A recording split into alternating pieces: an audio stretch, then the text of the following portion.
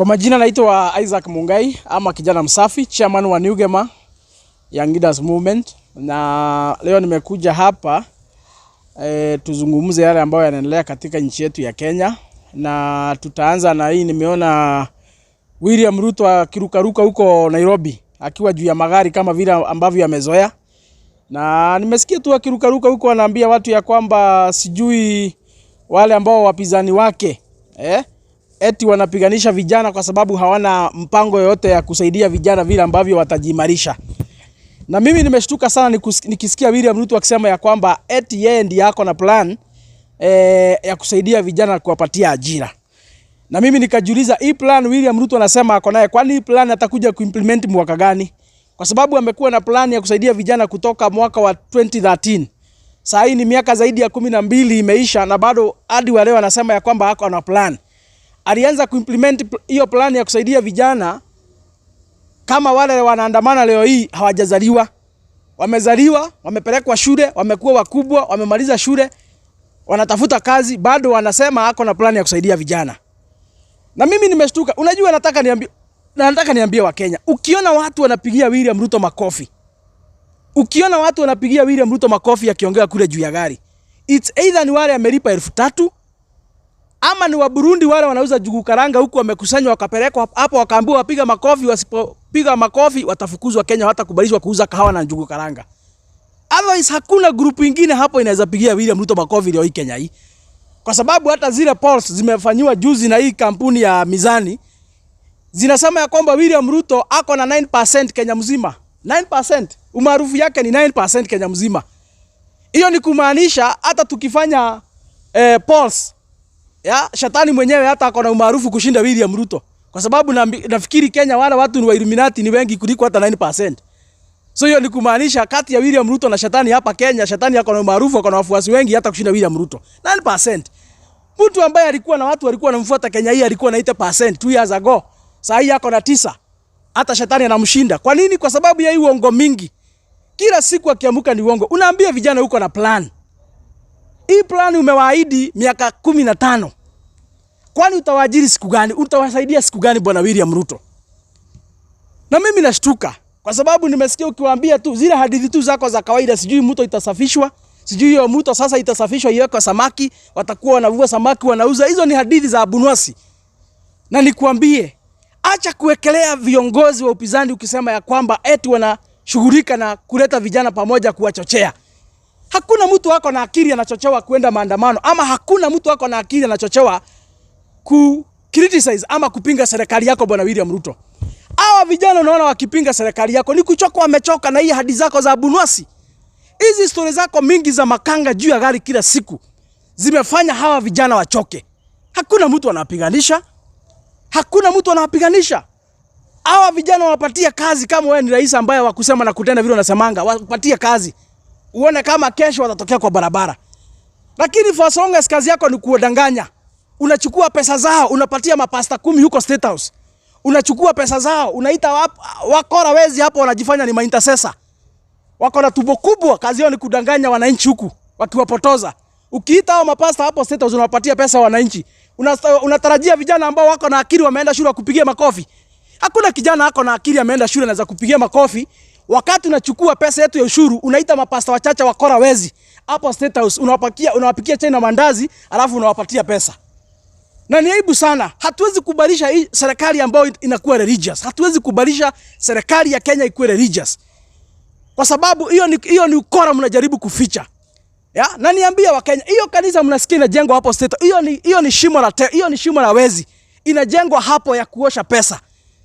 Ukora yote hapo ya wash itakuwa inafanyikia hapo in the name of sijui ni kanisa. Hakuna kanisa iko hapo. Serikali ya Kenya inafaa kukuwa secular. Hata kama tuko na idadi kubwa ya Wakristo katika nchi hii, watu wote wanatoa ushuru. Waislamu, watu katika dini zote Kenya hii. Na ni vibaya sana tukikuwa na rais ambaye anagawa watu katika misingi ya kidini. Na niambie William Ruto, mlijaribu kugawa Kenya katika misingi ya kikabila siku mlikuwa mnafukuza Rigathi Gachagua hapo. Hiyo kitu ikasindikana. Watoto wetu Gen Z wakajitokeza wakawaambia kwamba they are tribalists, they are partyless, they are leaderless. Wakakwambia wao hawataki nafasi katika serikali. Wao wanataka uongozi mwema. Wao wanataka good governance, wanataka accountability. Wanataka serikali ambayo inatumia ushuru ya Wakenya vile ambavyo inafaa. Kwa hivyo mbinu yako ya kugawa Kenya katika misingi ya kikabila ikagonga mwamba. Saa hii unajaribu kugawa Kenya katika misingi ya dini. Nataka nitangazia Wakenya leo hii.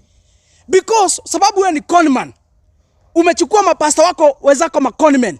Umeshikana maconmen hapo, mnajifanya nyinyi wa Kristo kwa sababu inasemekana ya kwamba katika nchi ya Kenya wa Kristo sijui ni idadi ya 80. Sasa unataka kuleta division between the Christians and non-Christian. Ndio sasa katika hiyo vita ujipange na Wakristo, ujipange na Wakristo, udanganye unasimama nao, ndio maana unajengea kanisa. Ndio sasa ugawe you divert the attention, ulete vita. Sasa contest ikuwe si kati ya track record, ni kati ya hii dini na hii dini ni wagani wengi. Kwa sababu unajenga kanisa huko, kwa nini haujengi msikiti huko? Sababu hiyo State House, kwa nini lazima ni Mkristo anakaa huko? Siko na watu wanafanya kazi huko pia na ni Waislamu. Kwa nini hawajengei mosque hapo? Tuko na Buddhist wenye pia wanafanya kazi huko State House, hujawajengea hapo. Ya? Tuko na watu wengine hata wa Illuminati Kenya hii na ni wapiga kura. Wanaabudu mashetani huko. Juzi hata wamefungiwa kanisa yao huko Nairobi. Kwa nini huwajengei yao huko State House kwenye wanafaa kupatana? Ya? Hii niambie wa Kenya. Hii mnaona hapa ukora William Ruto akisema sijui ni kanisa anajenga. Hakuna kanisa anajenga huko. Hii ni vita baina ya madini. William Ruto anataka kuintroduce. Ndivyo ajifanye ana support wa Kristo kwa sababu ni wengi. Akuje kupitia hapo. Na ndio maana leo hii alikuwa ameita tumbo kubwa. Wale wazee walianza kuhubiri wakati wa Moi. Wamekuwa wakora, wanakula sadaka, wanadanganya wa Kenya. Amewaita huko. Wakapatiwa pesa, wakaanza kusema sisi ambao tuna criticize serikali ya William Ruto ni antichrist. Mimi nataka niambie hao mapasta, mabishop, sasa mimi si wagopangi. Ukiniona kwa kanisa yako nifukuze. Ama tukipatana kwa matanga ambao wewe ndio unahubiri uninyang'anya mic ama unizimia mic. Mimi si wagopangi. Ama pasta tubukubu unaona uko Kenya huko State House. Wanatusi wa Kenya kuwaita sijui antichrist. Kwani kuna mahali katiba inatuambia tukue wa Kristiano? Katiba ya Kenya sio Biblia. Hakuna mahali katiba inatuambia tukue wa Kristiano. Wale ambao si wa Kristiano ni haki yao kuishi Kenya hii na kufanyiwa kazi na serikali. Ya? So kuita wa Kenya antichrist kwa sababu wanapinga wizi wa mali ya umma. Kuita wa Kenya antichrist kwa sababu wanapinga serikali ya wezi wakora. Wale wanajaribu kujifanya religious ndio wajifiche nyuma ya dini kuiba pesa ya Wakenya. Kuita wa Kenya hivyo nyinyi hawa mapasta, you hypocrites. Hiyo ni kuwakosea heshima. Shame on you. Na ndio maana Biblia katika kitabu cha Isaia, Nabii Isaia anasema nyinyi ni umbwa zile ambazo haziwezi linda kijiji. Kazi yenu ni ulafi, mkikula mshibe, mnalala. Mnasahau kazi yenu ni kukua watchmen. Kwa sababu kama mtu ni pastor anafaa kuwa watchman ya kijiji. Kijiji ikitoka katika ile njia inafaa anaongea, anasimama, anarekebisha watu, anaonyesha njia ile ambayo inafaa ile njia wanafaa kupitia. Hiyo ndio kazi ya mapasta. Lakini kazi ya mapasta si kuenda hapo kufunikia wizi, eti mnajifanya sisi nyinyi sasa ndio mnatulecture. Ya? Na niambia wa Kenya, hizi hawa mapasta wengi mnaona huku wakiruka hapa. Wanaenda huko State House wanakula pesa, wanasema SHA inafanya kazi. Sababu wamelipwa na pesa ya SHA. Hao si mapasta, hao ni watu wamejiita. Na ndio maana Mungu alisema wengi sana watahubiri na jina yangu. Lakini siku watafika mbinguni Mungu mwenyewe atawaambia siwajui na sijawahi waona na hawamujai nifanyia kazi mimi. Hawa ni wale Biblia inasema ya kwamba wengi watamuita Yesu lakini huko mbinguni hawataingia. Kwa sababu mnafanya hata Yesu achukiwe na watu. Ya, mnafanya watu hata sasa hawatawaki hata hizo dini. Kwa sababu mmekuwa na ukora, wizi, conman kila wakati ni ukora kila mahali. Kuliko mhubiri Yesu na mhubiri Injili. Mnafanya Injili chukiwe, mnafanya Yesu aonekane kama ni mwizi. Lakini kwa sababu tunajua Mungu ni Mungu wa haki. Hata Yesu leo hii angekuwa hapa Kenya, hangetaka kuitanishwa na nyinyi. Kwa sababu nyinyi ni wakora, nyinyi ni wafidhuli, nyinyi ni maconmen. Kazi yenu ni kufinyiria kondoo. Na kuenda huko kuungana na wale wezi wanafinyiria zile kondoo, zile ambazo mnaongoza. Niambie William Ruto. Sisi hatutanunua uoga. Tutaendelea kurekebisha serikali na kuongea ukweli. Nimeona leo mmeshika Jane Kihara. Kwa sababu alikuwa na mkutano huko kwake Naivasha, alikuwa kusanya watu wa kijiji yake huko, walikuwa na mkutano ya kujaribu vile ambavyo anaweza wasaidia. Mumepata yeye huko akiwa na mkutano kwake, mumeshika yeye. Nataka nikwambie William Ruto, ulisema hutatumia maaskari kumanage siasa. Leo hii ndivyo unafanya. Unatumia mapolisi. Unatumia idara ya upelelezi na idara ya polisi kupanga siasa zako za 2027. Na ndio maana wale wanakupinga, wale wanaongea ukweli, unawatumia maaskari. Nataka niambie Mheshimiwa Jane Kihara, sisi kama familia DCP tuko nyuma yako. Tutasimama na wewe, tutakuunga mkono hata vita ikichacha namna gani kutoka kwa wale wakora. Sisi hatutaingiza baridi na hatutanunua uoga. Lazima tutaongea ukweli. Hakuna makosa Mheshimiwa Jane Kihara amefanya. Ile makosa Mheshimiwa Jane Kihara amefanya ni kuongea tu ukweli na kupinga serikali ya wezi na kufuata Mheshimiwa Rigathi Gachagua. Hiyo tu ndio ile makosa inafanya ashukwe pale. Lakini hiyo haitafanya tununue uoga. Safari ni ile tunasema ya kwamba ni one time. Na nimesikia mwizi mwingine hapa, mwizi wa ng'ombe anaitwa Koech. Ya? Unajua hawa wezi wametoka pale wengi huku, unasikia ng'ombe zinaimbwa. Wale wanaiba ng'ombe si watu wengine, ni wao wakora tu wanafuata William Ruto hapa wakijaribu, wakijifanya wanamunga mkono. Iko siku nimesikia Koech hapo anarukaruka akisema tutamlazima. Niambie Koech, tutam, ya? Si vidole zako zitahesabiwa kura iamuliwe. Ni kura za Wakenya zitahesabiwa kwa debe 2027. Na kura za Wakenya ndizo zitaamua kama ni two term ama ni one term. Lakini si vidole zako za miguu zitahesabiwa eti ndio kuamuliwa nani ameshinda. Hiyo kiburi na kurukaruka na kifua mingi nasikia ukiwa nayo hapo. Hiyo sikuje kuletea Wakenya. Kwa sababu tumepatiwa nafasi, ni sheria kama Wakenya kuenda kwa debe kupiga kura, tuamue yule ambaye tungetaka sisi ya kuwe kiongozi wetu kama rais wa jamhuri hii. Na kwa sababu sasa tuko na IBC na sisi hatuna wasiwasi na hatujali hata kama IBC nyinyi ndio mumewateua hao ma commissioners. Sisi hatuna wasiwasi kwa sababu IBC hakuna kura inapiganga, au mliteua hapo kama commissioners wa IBC hakuna kura wamekuja nazo. Kura ziko na Wakenya na ndio watapiga kura. Hao wazee mmepatia kazi hapo na wamama, kazi yao tu itakuwa rais pale Bomas, kujumuisha tu na kuhesabu. Hiyo tu ndio ile kazi katiba imewapatia. Kujumuisha tu na kuhesabu na kutangaza. Wenye kupiga kura ni Wakenya. Hawa mnasema wauliwe kila siku. Hawa Wakenya William Ruto anasema wapigwe risasi wakufe. Hawa Wakenya Murkomen anasema wapigwe risasi wakufe. Hawa Wakenya nimesikia Koech akisema wapigwe risasi wakufe. Na sijui hawa viongozi kutoka jamii ya Wakalenjin mko na shida gani na Wakenya, kwa sababu nyinyi tu ndio mnasema wapigwe risasi wakufe.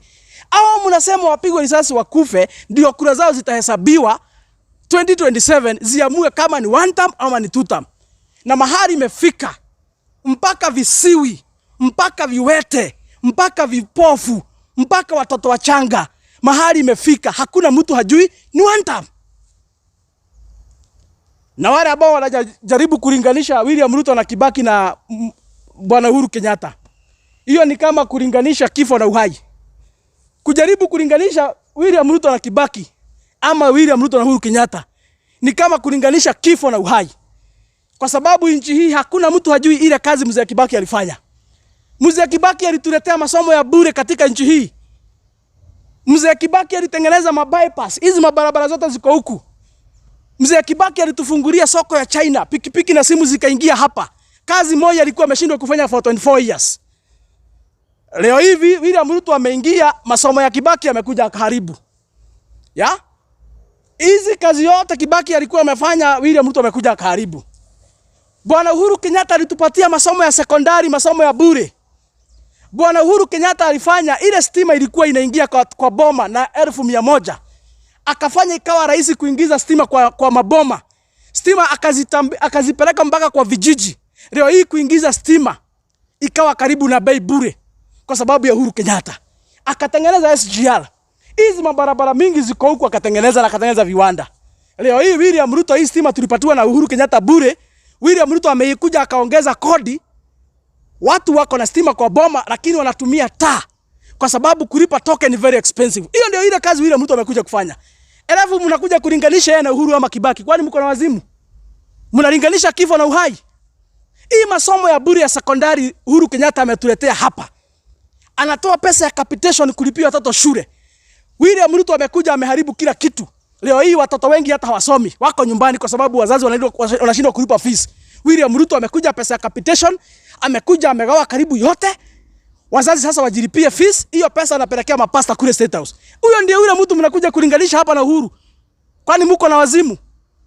Kwani mnalinganisha kifo na uhai? Kwani mnalinganisha kifo na uhai? Ile kazi ya maana imefanywa na hao mapresident wawili katika nchi hii. Ndio leo hii William Ruto anakojorea kila kitu. Hakuna, ameharibu kila kitu. In fact William Ruto anafanya ile kazi shetani anafaa kuwa anafanya. Ya kuiba, kuharibu na kuua. Kwa sababu ameua watoto na amesema pia waendelee kupigwa marisasi. Kuiba anaiba kila siku. Pesa ya SHA, pesa ya capitation anaiba kila siku. Kuharibu ameharibu kila kitu mpaka funding model ya university. Kuharibu ameharibu kila kitu. Tulikuwa na NHF ilikuwa inasaidia watu wetu, ametuletea SHA. SHA yenye hata imeshindwa kulipia Makarina. Makarina mwenye ambaye ni broga wa serikali. Ya? Unajua hii nchi iko na watapeli wengi. Na watu wa serikali wametapeli sisi watu wa upinzani mpaka sasa wameanza kutapeli watu wa mrengo yao. Makarina hakuna mtu hajui Makarina. Amekuwa tu mtu wa kuunga mkono hiyo serikali yao. Amekuwa anatetea William Ruto na Kindiki kila siku. Hata aligonjeka akiwatetea. Vile amelazwa kwa hospitali, SHA yenye ameishi huko akirukaruka inafanya kazi, imeshindwa kumlipia. Niliona Makarina akiandika juzi karibu atangaze harambee, hata alisema sijui ni former DCI boss Bwana Kinoti alienda kumlipia bill. Mimi nataka niulize William Ruto wakiwa na Kindiki. Nyinyi kama viongozi mko na akili mzuri ambao tulichagua na mnataka mheshimiwe. Mnatuambia SHA inafanya kazi. Alafu mtu wenu Makarina amegonjeka anaenda kulipiwa bill na DCI Kinoti. Makarina alipiwa bill na DCI Kinoti kama SHA yenye mnatuambia hapa kila siku inafanya kazi. Unajua hata kama mnaweza tapeli sisi wenye tuko upinzani. Hata kama mnaweza tapeli wa Kenya wenye hawana network. Mnatapeli mpaka Makarina mwenye mnakaa meza moja hapo kupanga ukora. Mnatapeli mpaka Makarina mwenye mnakaa naye hapo kupanga uongo kila siku. Mimi nashangaa. Niambie William Ruto. Wale wanajaribu kukulinganisha na Mwai Kibaki na ama Uhuru Kenyatta. Hata wanafaa washikwe washtakiwe. Inafaa ikuwe treasonous. Kulinganisha wewe na Rais Kibaki ama Rais Kenyatta. Ile kazi walifanyia nchi hii haujafika hata kwota. Umekuja ukaharibu kila kitu. Umekuja ukaharibu kila kitu. Kibaki hakusema watoto wapigwe risasi, wewe umesema. Uhuru Kenyatta hakusema watoto wapigwe risasi. Vile aliona watoto wanamtusi sana huko kwa mitandao, Uhuru Kenyatta alitoka hizo matwitter na Facebook akatoka. Yeye akafocus na kujenga taifa. Kwa sababu hakuna mtu atakumbuka matusi. Hakuna mtu atakumbuka matusi ya social media. Hakuna mtu atakumbuka vile ulichora social media. Hakuna mtu atakumbuka kama watoto walikuchora kwa jeneza. Lakini Wakenya watakumbuka ile kazi ambayo ulifanyia wakati kuwa rais wa jamhuri hii. Ile kitu itakumbukwa William Ruto ni ile kazi utatufanyia na ushuru yetu. Lakini kuchora kwa social media ama kutusiwa kwa social media na watoto, hiyo hakuna mahali itakumbukwa. Leo hii hakuna mtu anakumbuka Uhuru alitusiwa. Lakini tunakumbuka ile kazi safi alitufanyia na ushuru yetu. Tunakumbuka ile kazi safi mzee Kibaki alifanya. Lakini kama mnataka mtambuliwe, kwa sababu nilisikia ukisema ya kwamba eti hatutaji Kibaki na Uhuru, lakini tunakutaja na tunataja Moi. Ni sawa. Tuambie kitu moja Moi alifanya hata ya tumweka kwa list ya wale mapresident walitusaidia. Tuambie kitu moja. Tuambieni kitu moja positive. Ya maana Moi alifanya hiyo 24 years. Tutaanza kumtaja. Hakuna. Na mimi nataka nirudie ile kitu Bwana Ketel alisema. William Ruto haujakosea Wakenya peke yao. Lakini umekosea mpaka jamii ya Wakalenjin. Kama vile ambavyo Ketel, mtoto kutoka Nandi, alikuwa ameonya sisi kufanya. Kwa sababu Ketel alituambia kwamba ile siku William Ruto atachaguliwa kama rais wa jamhuri hii, atafanya jamii ya Wakalenjin ionekane kama ni watu wabaya. Na atakuja kuwaharibia kwa sababu hata kupata uongozi siku nyingine itakuwa shida. And that is where we are today. Ketel prophesied. Alfred Ketel, MP for Nandi Hills, prophesied. Akasema tukikubalisha William Ruto akuwe rais, atafanya tuchukie jamii ya Wakalenjin. And that is where we are today. Mahali tunaelekea. Tukienda katika historia ya Kenya, ukitoa Moi 24 years wasted the nation. aliharibu misingi yote mzee Jomo Kenyatta alikuwa ameweka. Nchi ikasambaratika, ukulima ikaharibika, viwanda zikaisha, maisha yakakuwa ngumu. Kibaki amekuja amejaribu kutengeneza, akaenda zake. Uhuru amekuja amejaribu amefanya kitu inaonekana na macho. Wewe umekuja from the same community. Umekuja umeharibu kila kitu umeharibu. Ukatudanganya hapa wewe William Ruto na video ziko. Mkarukaruka hapa na Kimani Ichung'wah mkituambia kwamba bei ya petroli imepanda kwa sababu familia ya Kenyatta wameweka petrol station. Ndivyo mlituambia hapa ama nadanganya? Si walituambia hivyo siku ya campaign? Wakatuambia bei ya mafuta imepanda kwa sababu Uhuru Kenyatta na familia wamenunua petrol station. That is what they told us. Akatuambia tukimchagua atafix bei ya mafuta itashuka. When Kenyatta was in power, bei ya petroli ilikuwa around somewhere 150. Kwa sababu alikuja akatuletea subsidy. Ndio at least bei ya petroli iweze kushuka chini. So Uhuru Kenyatta akipatiana uongozi hapa Kasarani, tulikuwa tunanunua mafuta ya petroli lita moja 154. Kabla Ruto atoke hapo akiapishwa, alitoa hiyo subsidy. Bei ya mafuta ikaenda 173. So leo hii iko 186. Haijawahi shuka siku hata moja kutoka siku aliingia hapo. Na kwa sababu alituambia Mama Ngina Kenyatta ndiye alinunua petrol station ndio maana mafuta ilipanda. Leo hii atuambie nani sasa amenunua kwa sababu mafuta imepanda juu zaidi hata kuliko wakati wa Uhuru. Sasa mtatuambia nini? Nimesikia huyu mwizi anaitwa Bandi hapa mwenye ampatua kiti juzi sababu ya maandamano ya Gen Z akiwa kama waziri wa fedha akisema ati bei ya mafuta imepanda kwa sababu kuna vita. Hakuna vita iko. Ukienda Uganda mafuta iko chini ya 170. Ukienda hapa Tanzania mafuta iko chini ya 160. Na inatoka mahali moja. Hakuna vita iko. There is no any global crisis. Eti bei ya mafuta ikapanda. Ambia Wakenya ukweli ni makodi mumeongeza. Hiyo bei tunauzua leo hii mafuta 180, tunafaa kuuziwa 90 shillings. 50% ya hiyo bei ni makodi yenye William Ruto ameweka. Na kitu ya kwanza walifanya vile William Ruto aliingia. Walitoa 8% VAT wakaweka 16. Mafuta ikapanda. Wanaruka hapa kila siku wakituambia dola. Mnatuibia dola ilikuwa 120, 118. Kasarani Uhuru akitoka. Vile mliingia mlikoroga kila kitu ikakuwa 160. Sasa hivi mnashukishanga kidogo iko bado 130. Haijafika hata mahali Uhuru aliacha. And these are the evidence I'm giving kuonyesha ya kwamba William Ruto alikuja kuharibu, kuiba na kuua. These are the evidence. Hakuna kitu Mheshimiwa Uhuru Kenyatta aliacha iko mahali aliacha. Hakuna kitu hata moja iko mahali Uhuru Kenyatta aliacha. Masomo haiko mahali aliacha. School fees watoto hawasomi. University saa hii it is on record. Wale watoto walikuwa wanafaa kuingia university hii mwaka na last year wote hawajaingia hata kama walikuwa wamehitimu kwa sababu hawana pesa. Jamaa alikoroga education system ya higher education. Alikoroga. Kweli si kweli? Huko kwa vijiji watoto maskini wanakufa kila siku sababu ya isha. Tukua na HIV hata kulikuwa afadhali. These are the evidence that I'm giving ya kwamba William Ruto amekuja karibu kila kitu. Na ndio maana tunamwambia mambo ni mawili Bwana William. Sisi usitusaidie. Rudisha tu nchi mahali Uhuru alikuwa ameiacha, alafu uende nyumbani. Tuchague mtu mwingine. Usifanye anything. Hata zile ahadi ulituahidi Bwana William Ruto, don't fulfill. Zile ahadi Bwana William Ruto ulituahidi, usijaribu, usijichokeshe kujaribu kutimiza hata moja sababu hauwezi. Ile kitu tu tunakuomba kama Wakenya tuko tayari, wacha hiyo miaka 5 ipotelee kunywa maji. Wewe chukua nchi, rudisha Kasarani mahali Uhuru Kenyatta alikuachia. 2022 enda nyumbani, tuchague rais mwingine. Who will take over from there? Hiyo tu ndio nakwambia. Do us a favor. Usifanye chochote. Tuko tayari hiyo miaka 5 wacha tu ikuwe hasara. Ni sawa? Hata mtoto anazali wangu tu na anakufa saa nyingine. So wacha kama inchi tuende hasara miaka 5 ni sawa. Lakini tunakuomba chukua Kenya, rudisha Kasarani mahali Uhuru alikuachia. Then from there go home in peace. Sisi tuchague rais mwingine kupitia demokrasia, kupitia haki, kupitia sheria, akuje ajaribu kuendesha taifa vile ambavyo inafaa kwa sababu umeshindwa kuongoza nchi. Na hiyo ndio ile kitu ambayo hutaki kusema. And that is why today nilisikia, unajua wacha tuambiane ukweli. Na mimi hata mkinitafuta kwa sababu ya kuongea ukweli, hata nitakufa kama mtu ambaye amefurahia katika moyo wake. Kwa sababu najua niliongea ile kitu ambayo ni ukweli.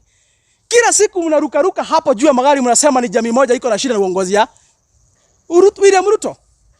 Juzi nimesikia Boni Khalwale, who is a UDA official in the House of Senate, who represent the Kenya Kwanza government in the Senate as the chief whip. The man comes from Western. Yes, si Kamau ama Mwangi. He comes from Western. Nimesikia juzi akisema ya kwamba mnarukaruka huko kwao, lakini wanajua hamuwapendi. Mnaenda huko kwa sababu mnataka kuwatapeli kiti ya kule Malava. The same Boni Khalwale nikasikia akisema ya kwamba zile ahadi uliahidi watu wa kwa Western umeshindwa kutekeleza. Na yule anasema hivi si kama Mama Mwangi. Ni Boni Khalwale, a leader in your government, representing your party in the Senate. Sasa huyo bado ni Kamau kwa sababu nasikia mkisema ya kwamba sijui wale wako na shida na nyinyi ni jamii moja. Ya?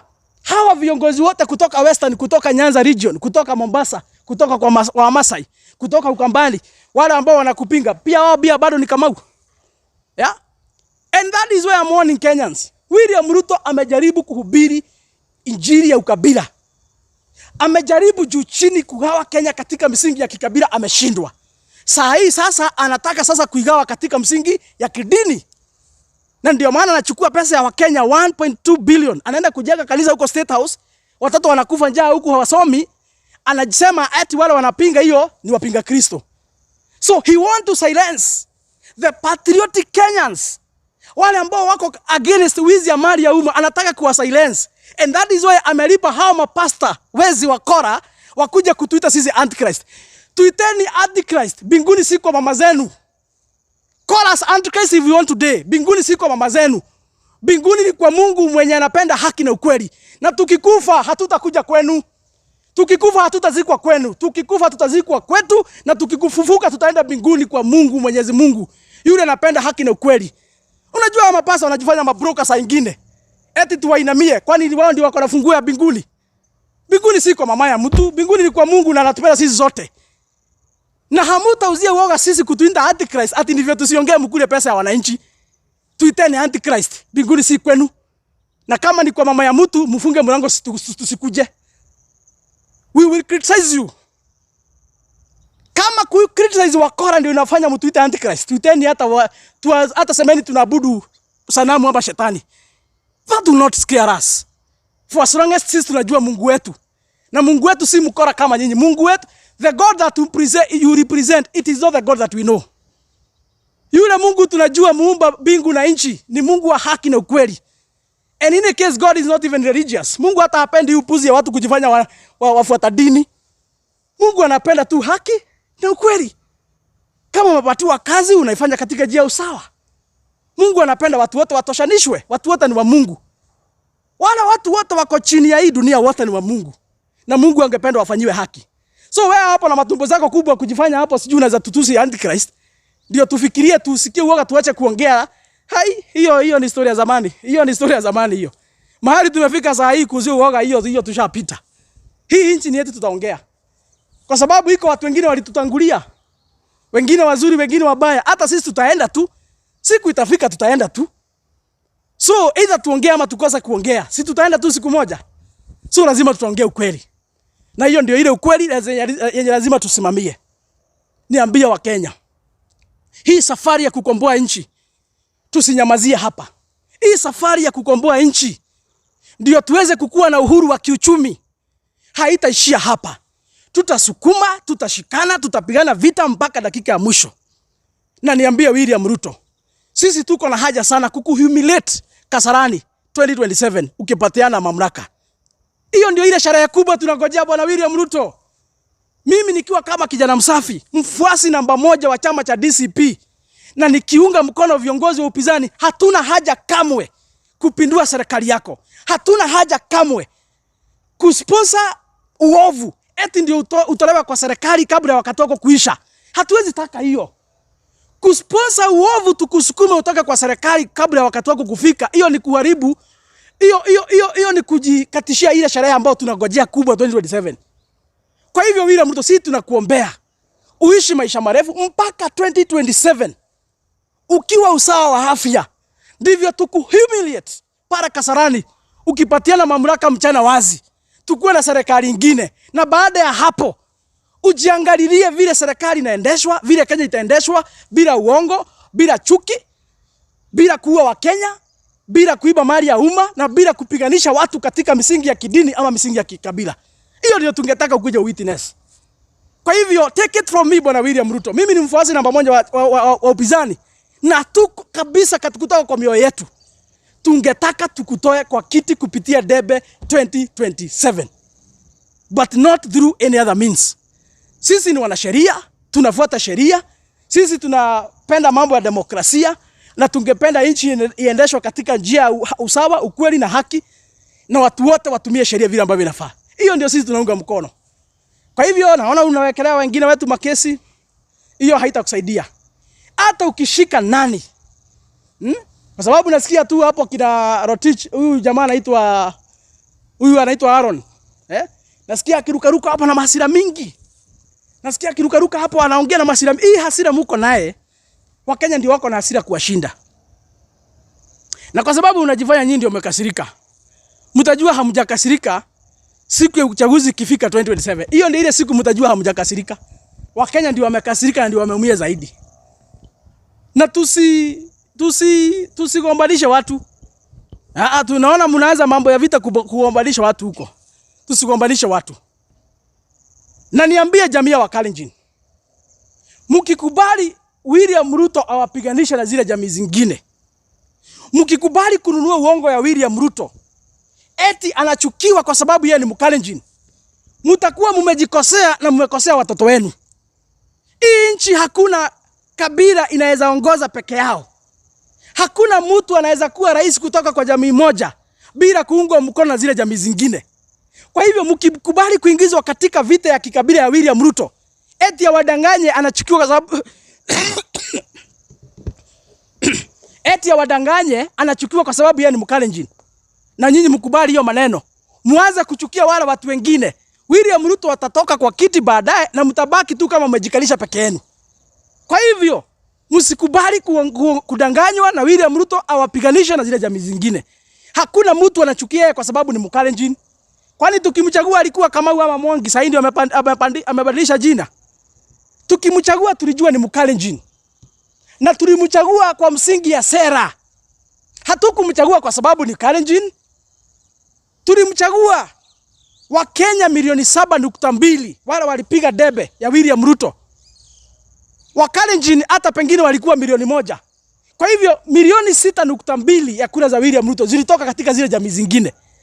Hizo jamii zingine ikiongoza na Mlima Kenya tulimpigia kura kwa sababu alikuwa Mkikuyu ama alikuwa Mkamba ama alikuwa Mkisii ama alikuwa Masai.